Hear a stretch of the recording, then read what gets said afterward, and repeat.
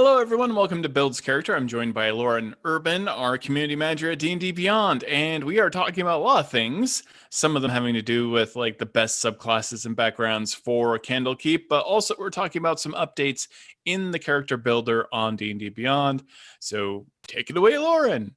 Yeah, I'm taking over Build's character for a little bit to talk at you as my role as the community manager. So since Tasha's Cauldron of Everything came out, there's been a lot of not just updates to the character builder, but just options that there have been. And so we've gotten a lot of questions pretty much on a daily basis about frequent things that people want to know about. So I'm going to take a few minutes and just kind of walk you through a few things that you might have wondered about or had questions about. Now, we're not going to go through everything, and we're not going to take any questions in chat because there's a lot. And so it's way better if you have specific questions, come to our Discord, come to our forums, ask there. We have highly trained experts ready to answer your questions. But for now, I'm just going to go through basically some of the most frequently asked things that come up on a daily basis, especially since Tasha's came out.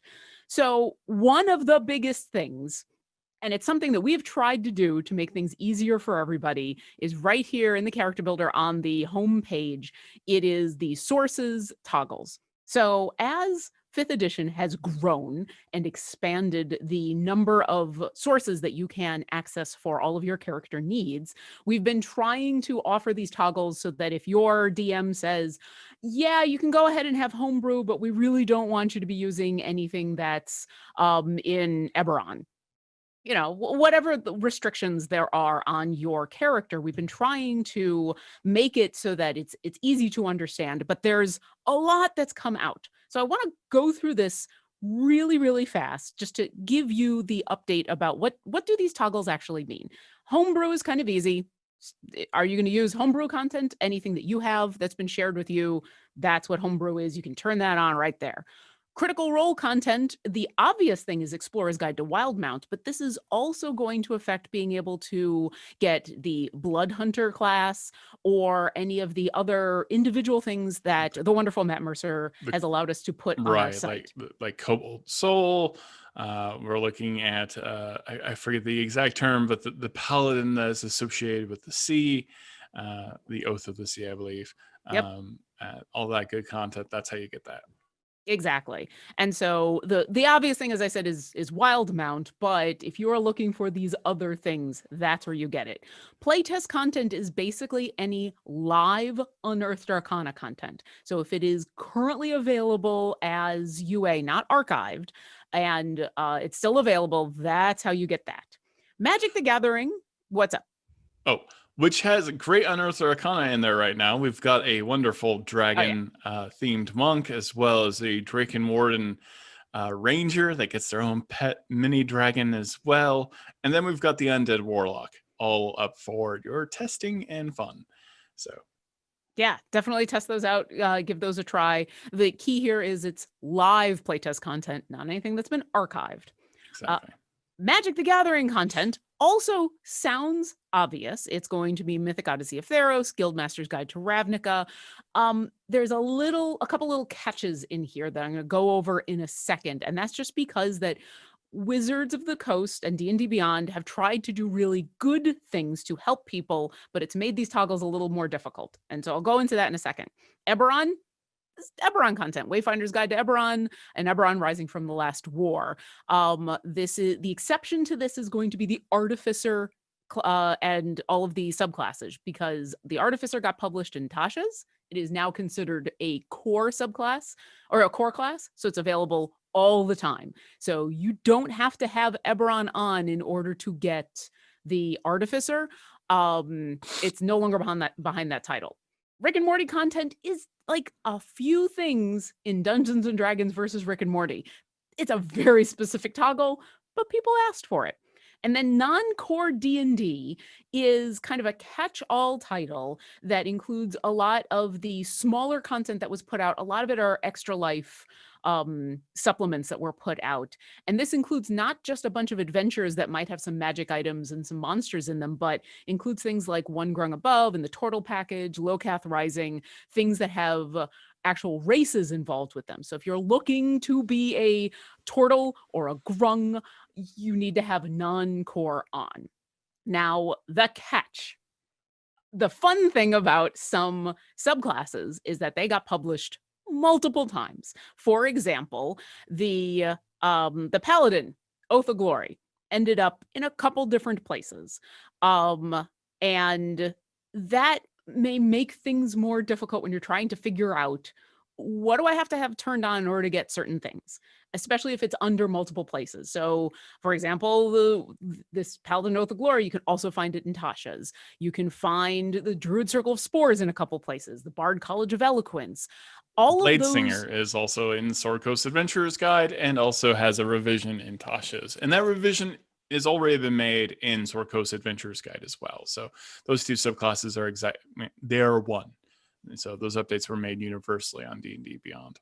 Exactly. And so we try to source things in a way that makes sense, but when they get sourced to multiple places, even though you could own it in one place and technically not have it in another, you're going to have access to it.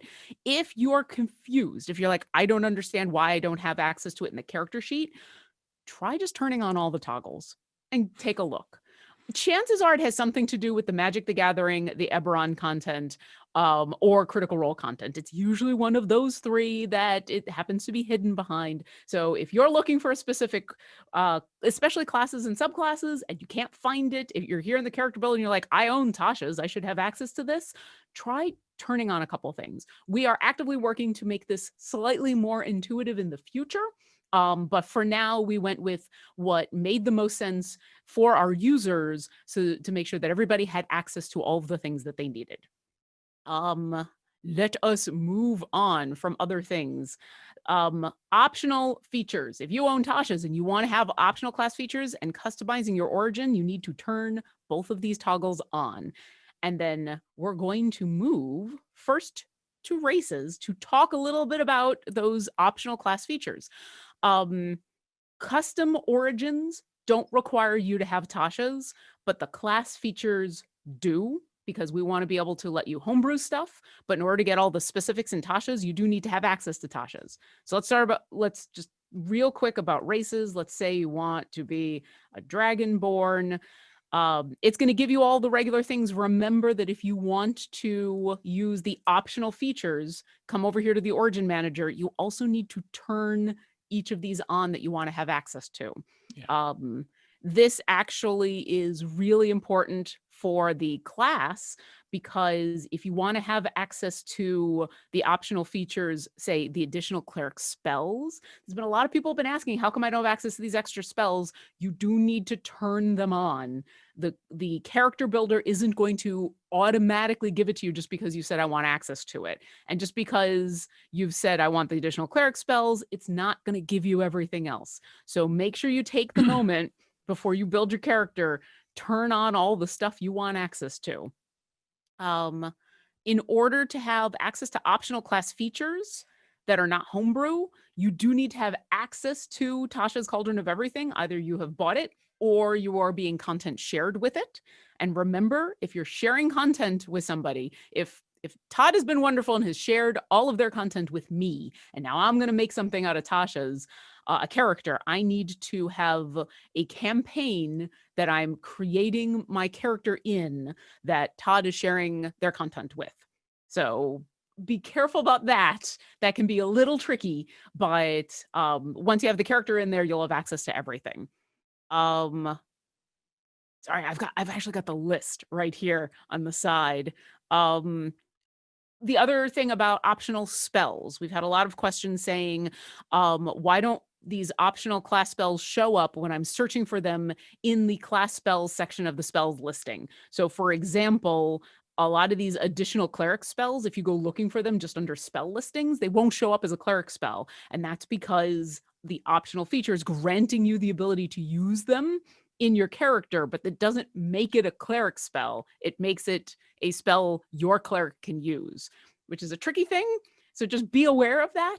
And that's why it might sometimes be a little hard to find the spell in just the regular spell listings under game rules. Managing your hit points. So we're going to talk a little bit about the difference between fixed and manual hit points. If you're using the manual HP or the fixed, D&D Beyond is automatically going to add your Constitution modifier. It takes care of all of the math. All D&D Beyond cares about from you is, do you want to use the average, or do you want to input by level what your hit points are that you've rolled? And so manual entry is what you go into, and you'll come over here, and you have to remember that every time you level up, you want to come to the manage HP. You don't have to worry about a Constitution modifier. It'll take care of it, but you do need to tell it, hey, how much did I roll for my HP? If you switch back and forth, if you say, I want it to be fixed, I'm just going to take the average, and then you switch to manage it to manual, and then you switch back to fixed, the character builder doesn't remember what you put in. So if you're going to switch away from manual, remember how much you put in there, just in case, because once you switch away, it won't remember it when you switch back. A few more really quick things. We had a recent update to allow you to be feeble-minded. So usually the character builder won't let you go under a certain number for your stats, and that number is 3. But, sometimes things happen. So now you can actually have an ability score of 1 if you really want to. In the character builder, the way you do it right now is you go into other modifiers, and I've got a strength of 8. What I actually have is a strength of 1. So we're going to go -7. And there we go. I have a score of 1. Oh, that's exciting. You can also, in the character sheet, if this happens to you, you can adjust in the character sheet, and you can actually override the score. Right now, override the score still defaults to 3, but that's where you'll do it in the character builder. And we will give an update when you can say override score here, and it'll actually work there. But for now, that is how you can have a total score of 1 for one of your abilities, for reasons, because people want it. So those were some of the most frequently asked questions that we had about the character builder. Once again, if you have any other questions, I'm just kind of going over the things that we kind of get on a daily basis since Tasha's came out. Definitely go to our forums, go to our Discord, ask there. We can walk you through things. We can tell you if that's something that we're still working on, and we are always looking for feedback.